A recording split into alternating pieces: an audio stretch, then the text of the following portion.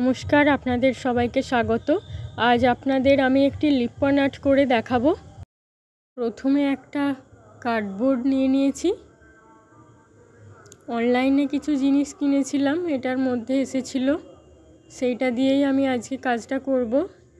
এরপর ওয়াল পুট্টি নিয়ে নিয়েছি, তার সাথে ফেভিকল এবং জল মিশিয়ে একটা পেস্ট তৈরি করেছি, সেটা বোর্ডটার উপর লাগিয়ে নিয়েছি। এরপর স্কেলের সাহায্যে মাঝখানে একটা বক্স করে নেব। আমি এটা আয়তক্ষেত্র মতো করেছি, আপনারা চাইলে অন্যান্য শেপেও করতে পারেন। এবার ক্লের সাহায্যে এই রাউন্ড শেপের কিছু বলের মতো করে নিয়েছি, সেটা ফেভিকলের সাহায্যে লাগিয়ে নেব বোর্ডটির উপরে। প্রথম বক্সটার মধ্যে একটু ছোট ছোট আকারের বলগুলো লাগিয়ে নিচ্ছি, তারপরে চারদিকে একটু বড় সাইজেরগুলো লাগিয়ে নেব।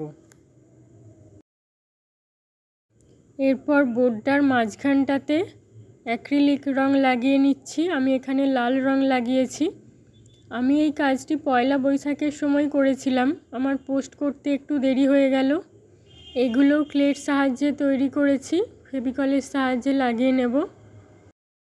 এবার বোর্ডটির মাঝখানে পেন্সিলের সাহায্যে স্বস্তিক চিহ্ন এঁকে নেব। আমি কাজটি পয়লা বৈশাখের সময় করেছিলাম। পয়লা বৈশাখের দিন অনেক দোকানে বা অনেক বাড়িতে পুজো হয়ে থাকে। পুজোতে ঘটের মধ্যে স্বস্তিক চিহ্ন থাকে। এরপর স্বস্তিক চিহ্নটার উপর আঠার সাহায্যে রাউন্ড শেপের মিরর লাগিয়ে নিচ্ছি।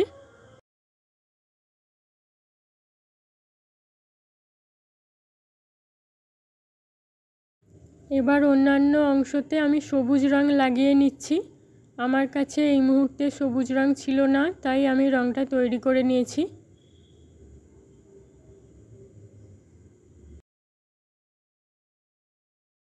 এবার বলগুলোতে সাদা অ্যাক্রিলিক রং লাগিয়ে নিচ্ছি। অন্যান্য রং লাগানোর সময় এইগুলোতেও রং লেগে গিয়েছিল। আঠার সাহায্যে অভ্রগুলে এই জায়গাগুলোতে লাগিয়ে নেব। আপনারা চাইলে এখানগুলো সাদাও রেখে দিতে পারেন। এবার আমার কাছে কিছু স্কোয়ার শেপের মিরর ছিল, আমি এখানগুলোই লাগিয়ে নিচ্ছি। কাজটি প্রায় কমপ্লিট হয়ে এসেছে। এবার আপনাদের পুরো কাজটি দেখিয়ে দিচ্ছি, দেখুন। আমার এই কাজটি আপনাদের কেমন লেগেছে কমেন্ট করে জানাবেন। ভালো লাগলে আমার চ্যানেলটিকে সাবস্ক্রাইব করবেন, লাইক শেয়ার করবেন। ধন্যবাদ।